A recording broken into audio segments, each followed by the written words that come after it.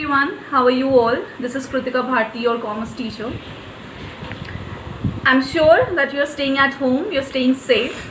As you know that this COVID-19 has been affecting our communities both locally and globally. But this doesn't stop us. I take this opportunity to connect to you all virtually while staying indoors and be safe. What if we can't meet at school? We can come virtually and connect to you and reach to you anyhow.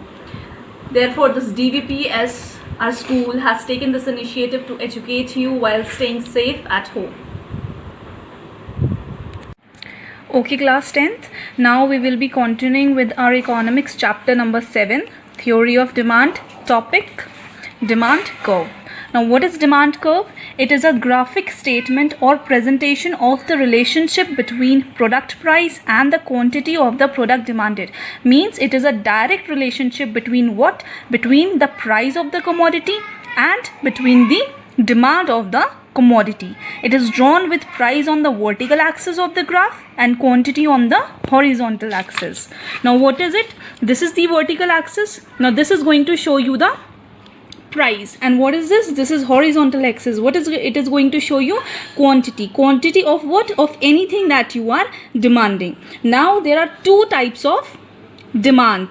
There are two types of demand curve. First is your individual demand curve. Now, in a simple language, what is individual demand curve? It is the demand curve which shows the demand of individual, means single person in the market. And what is what is market demand curve? Market demand curve is a combination of different demands of the individuals gives us one curve which is known as market demand curve.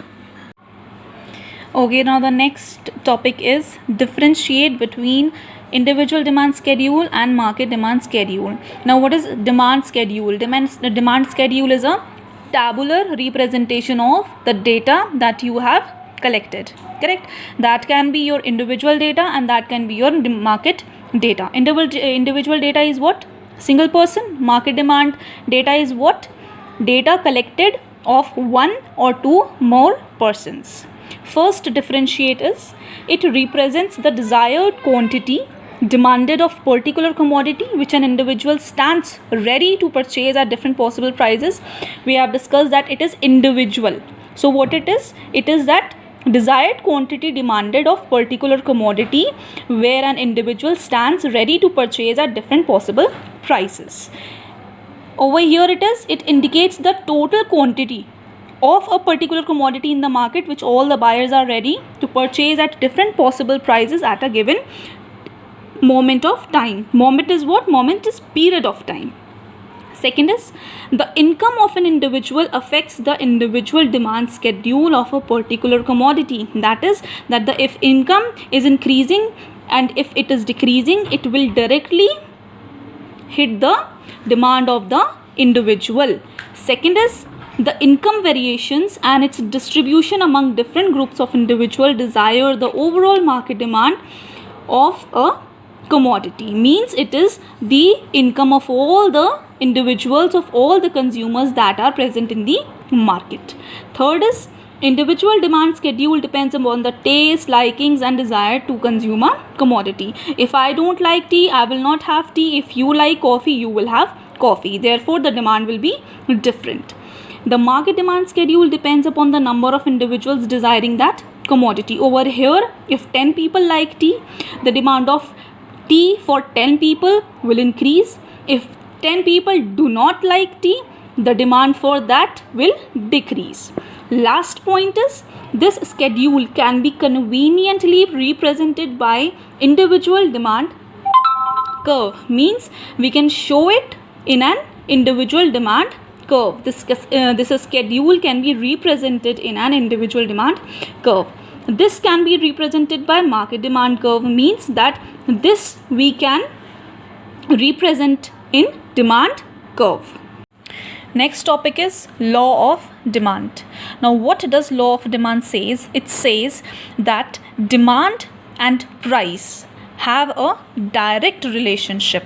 Means demand and price, they have a direct relationship which says that if demand is increasing, our price will also increase, and if demand is decreasing, our price will also decrease, and vice versa, which means that if prices are increasing, our demand will also increase, and if our prices are decreasing, our demand will also decrease. That is it. Simple. Correct?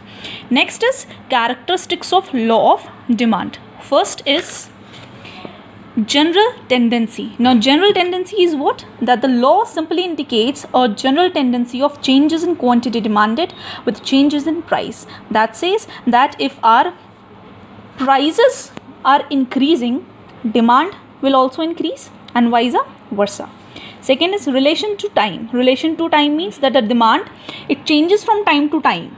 If it is rainy season, we are going to demand for raincoats. If it is winter season, we are going to demand for jackets. And if it is summer seasons, then we are going to demand for shorts or t-shirts. Third is price and demand relationship. Like we discussed it before, that it has a direct relationship. Correct? It has a direct relation. That is, price will increase, demand will also increase, price will decrease, demand will also decrease. But there are few assumptions. What assumptions are there? First is income of the consumer remains same.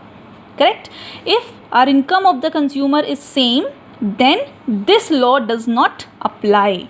Third is second is the prices of related goods, that is substitute or complementary goods, if their prices remain unchanged. Preferences and taste of consumer must remain the same. Correct? The quality of similar goods available in the market is almost unchanged. The quality is also unchanged almost. And the last is during the period under study, it is presumed that prices are not likely to change in the future. Means it is an assumption that the prices of related goods or supplementary goods or the original good will not change in the near future.